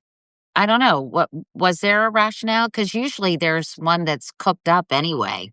Yeah, nobody has gotten to the bottom of what exactly the connection is in this case yet and how this one got on Trump's radar. But there certainly is a theme that public officials who abuse their offices are given a pass by Donald Trump. Okay, let's go on, and we have just a couple more. I think this is so fascinating. Binance founder Changpeng Zhao, aka CZ. Uh, this is a really interesting case. I sort of followed it, but I sort of didn't. Can you explain? Yeah, this is a very unusual one because this guy, CZ, is a foreign billionaire. He is originally from China, now a citizen of Abu Dhabi, and he was doing business through this cryptocurrency platform called Binance. And essentially, he was running Binance as a tool, as sort of a place that money could be funneled to international terrorism and crime of all sort around the world. So his platform was being used to fund criminal organizations, and for that reason, he was prosecuted by the United States for violating U.S. anti-money laundering laws, which require people running businesses that transfer money to make sure that their business is not being exploited by criminal organizations.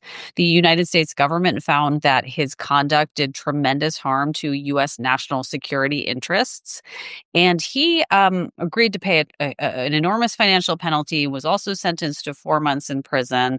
He actually served his time, and while he was in prison, he was reportedly researching how to get a pardon. And the strategy that he came up with was to essentially buy one by investing heavily in Donald Trump's family cryptocurrency company.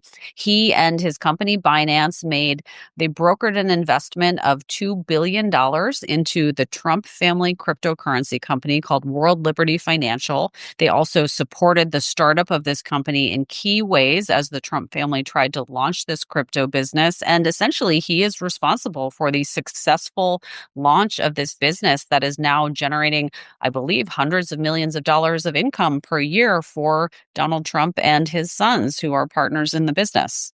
So he served his 4 months in prison. And did he have to pay the fines that were against him as a result of his conviction, Liz? Or Well, he's so wealthy that he actually already had paid his fines. He is actually one of the top 25 wealthiest people on earth. So he paid his fines, which were in the billions of dollars. But now it's believed that he's going to try to get that money back as a result of the pardons. the Wall Street Journal wrote, this pardon marks the most distinct instance yet of Trump using the powers of his office to benefit someone at the center of deals that have enriched his family. Binance took steps that catapulted the Trump family's crypto venture, enhancing its credibility and pushing its market capitalization up from $127 million to over $2.1 billion. Yep, that's exactly right. He's responsible for lining the pockets of the Trump family with a whole lot of cryptocurrency profits. And the last one we're going to talk about is the former president of Honduras, Juan Orlando Hernandez, which really incensed a lot of people because of his history of exporting drugs to the United States, specifically cocaine, I think. Can you Yep. talk about that? And I think the juxtaposition of blowing up boats in the Caribbean, ostensibly full of drugs headed to the United States, and pardoning the former president of Honduras just seems so incongruous. I don't think there is one single person in this country, including Trump's White House spokesperson, Caroline Leavitt, who can credibly reconcile the pardon of Juan Orlando Hernandez with what's happening with blowing the boats out of the water in the Caribbean right now. It makes absolutely no sense. Hernandez was a major drug trafficker. He was a drug boss, essentially. He was running his country as a narco state, accepting millions of dollars in bribes from drug traffickers, and was responsible for transporting over 500 tons of cocaine into the United States. So the idea that Donald Trump is giving him a full pardon, he was sentenced, by the way, to 45 years in prison, and he'd only served about a year of that sentence. The idea that he's out of prison and getting a full pardon while Trump is blowing boats out of the water, supposedly to stop drugs from coming into the United States, it truly is irreconcilable. And we have not heard any plausibly credible explanation from anyone in the White House about why he did that. Apparently, Roger Stone was campaigning for him, to get a pardon, and tried to convince Trump that he was set up or something like that, or that it was an unfair prosecution.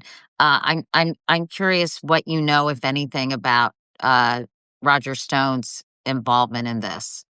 Yeah, so I don't know how Roger Stone became involved, but he delivered a letter to Trump that apparently was influential in the decision to grant clemency, a letter that was written by Juan Orlando Hernandez, and he pushed all of Trump's buttons. He called him Your Excellency. He compared his own plight to Trump's plight. He claimed that he was a victim of a weaponized justice system under the Biden-Harris administration. So he kind of knew how to flatter and appeal to Trump, and that apparently worked. But the claims that have been made about the prosecution are just factually untrue. This is a case that is so sprawling and complex, and because it involves evidence overseas in a foreign country, it has been ongoing and had been ongoing for over a decade. There were law enforcement and national security professionals dedicated to investigating this case for well over 10 years. So the prosecution predated the Biden administration. It was not a political prosecution in any way, shape, or form. It was a massive undertaking by the Department of Justice across multiple different political administrations. And it was absolutely devastating to the agents who worked on that case to see that result unraveled with a presidential pardon. It's such a slap in the face to everyone involved, the prosecuting team, and all the lawyers and all the people who worked for, as you said, a decade to bring about a conviction of this guy. Have you heard or talked to any of the lawyers involved in any of these cases to get their reactions to these pardons? I haven't talked to lawyers who personally worked on the cases, but I've talked with a lot of Justice Department attorneys about this phenomenon, and people are very upset that their work is just being so lightly discarded without any real care by the president for the consequences or for the work that went into securing these results. And this person, like Juan Orlando Hernandez, was prosecuted because he was endangering Americans. So the idea that the president would just very lightly let him out of prison, it's very, very hard to understand. And talk about doublespeak, saying that shooting at, killing all these people on the boats or saving the lives of 25,000 Americans or whatever he makes up in his head. And then doing this, it really is hard to understand. You earlier today made a video about a pardon Trump made this week for a sports executive named Tim Lewicki, I think. Lewiecki. And you said it was surprising for a number of reasons. Can you tell us about this latest pardon? Yeah, so Tim Lewicki was a sports executive who illegally rigged the process for bidding or was charged with bid rigging to win a multi-million dollar, hundreds of millions of dollar contract for his company by sort of edging out his competitors. And Trump's own Justice Department decided to indict him in May of this year. So Lewicki is somebody who was being prosecuted by Trump's own DOJ. He had not yet faced trial. He was represented by a former Congressman, Trey Gowdy, and Trey Gowdy was on the golf course with Donald Trump, apparently, and Donald Trump asked him, "Is there anything you need from me?" And Gowdy said, "Hey, I need a pardon for my client, Tim Lewicki." And Donald Trump, 2 weeks later, signed off on it. That was all it took. As simple as a game of golf, a well-timed game of golf, and Donald Trump granted a full pardon to somebody that his own Justice Department decided to prosecute just a few months ago. You cannot make this stuff up. This is going to be a great movie one day, if it were only not real life. We have a few questions from our social media community. Somebody's asking, should there be a cap on pardons? Well, there are guidelines in place for who should receive a pardon, and those guidelines should be followed. I don't think it's an issue of numbers. I think it's an issue of applying some consistent standards and vetting the people who are getting pardons. The vetting process that the Justice Department requires is very rigorous. It involves a full FBI background investigation before a pardon can be recommended in ordinary times. And if that process were being followed, I think we'd be in fine shape. But Well, it's the not. guidelines clearly are not worth the paper they're written on. And somebody else asked, what reforms would you build into the system to combat the abuse we're seeing under Trump? In other words, should it be reevaluated and should there be some guardrails placed on this whole pardons process? I think the starting point for reform is transparency. There are some simple things that Congress could do to require more transparency in this area that I think would go a long way toward creating accountability. One thing that's missing right now is, people are hiring lawyers and lobbyists and advocates and paying millions of dollars to get this kind of access, like to get a lawyer who can get a round of golf with Trump so that you can put a bug in his ear about the pardon. That's a game that people are playing, and there's no requirement to disclose what's happening, what money is changing hands, how are these pardons being granted, is there any vetting being done. It's actually not even required to disclose the applications that people are submitting. So we don't even know what these people are saying in most cases to the president to get these pardons. And if all of that were public, if there were a public record that we could all wade through and see all of the ugly things that are happening behind the scenes, I think it would add some accountability to the process. Well, thank goodness there are people like you that are bringing, this to light. But a lot of this stuff is being public.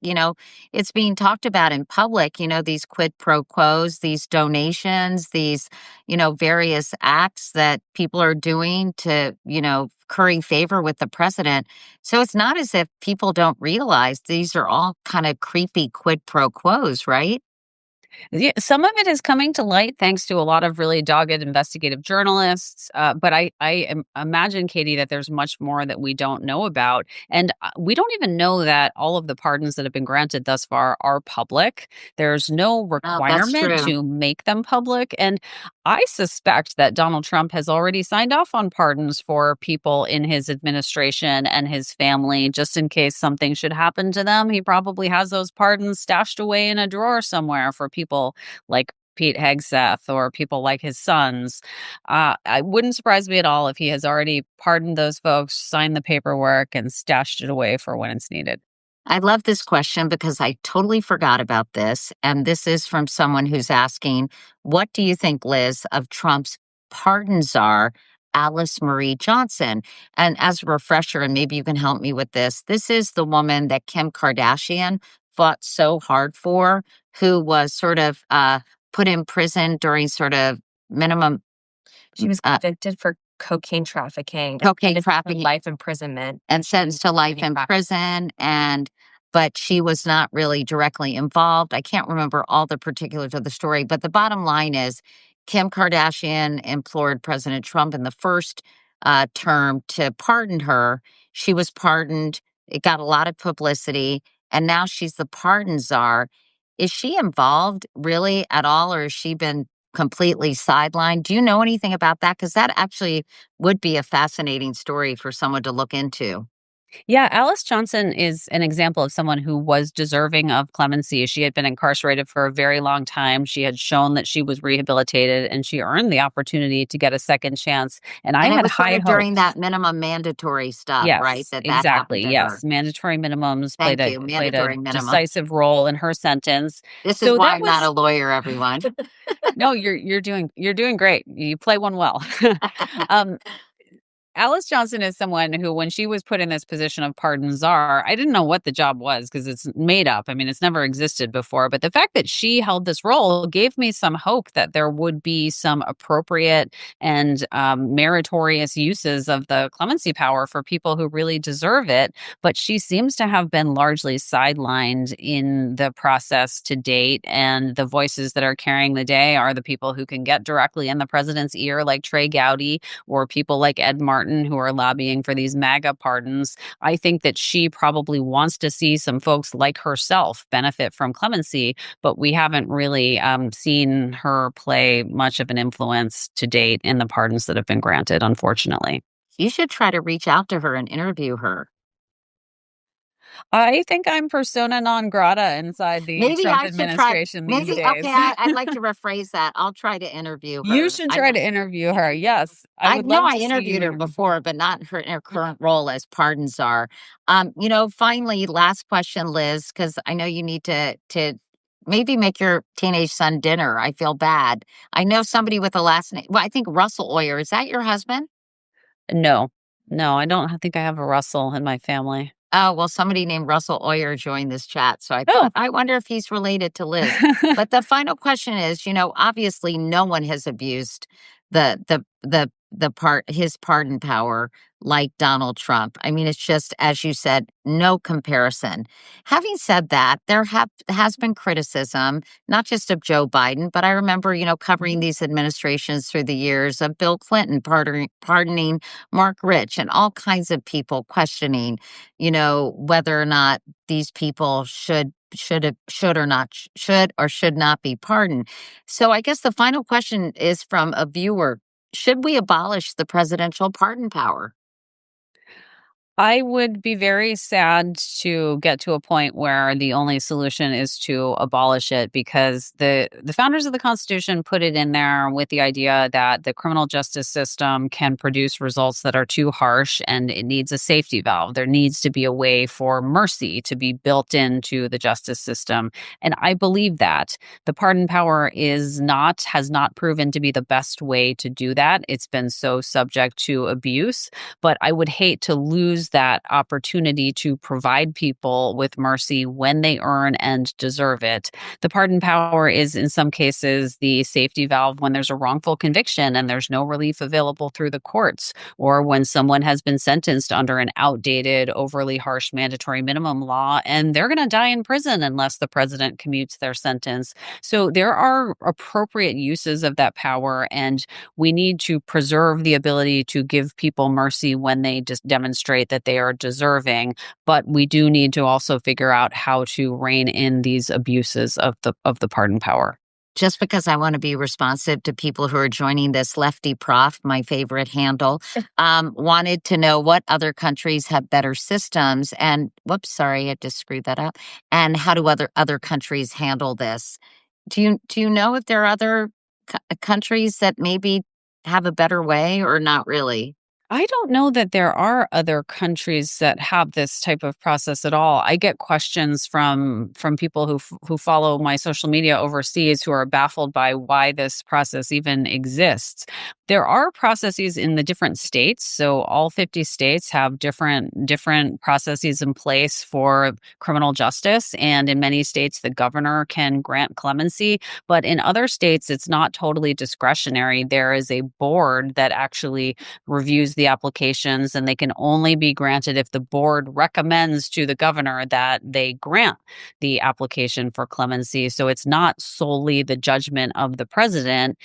In our federal system, the pardon attorney makes a recommendation to the president, or is supposed to, but that recommendation is not binding on the president, and the president is free to disregard it or even not bother consulting the pardon attorney at all. So we certainly could have a system that constrains the president's discretion by giving other people a role as well. Yeah, the question is, those are more norms, and instead, policies aren't Exactly. necessarily enforceable, right? And they're only as good Exactly. as the people who respect them and adhere to them. So, well, Liz, thank you so much. This was super interesting, super helpful. Thank you for kind of telling us about all these outrageous cases. I'm sure there are many more. But that I think is a great review of the year in pardons under Donald Trump and his second administration. Liz, thank you so much. It's great to Thank see you, you. Katie. I really appreciate your taking the time to highlight this issue, which it's so poorly understood yet so important. So thank you for having me on, and I'm so sorry about the technical delays at the start. Don't worry, don't worry. It all worked out. Anyway, thank you, Liz. And I'm going to say goodbye to Liz. And as I do that, I just want to say goodbye to everybody. Thank you so much for watching this year in review. And we covered public health, we covered reproductive rights, and we covered the year in pardons. And I just want to thank all my guests for spending some time with us this afternoon.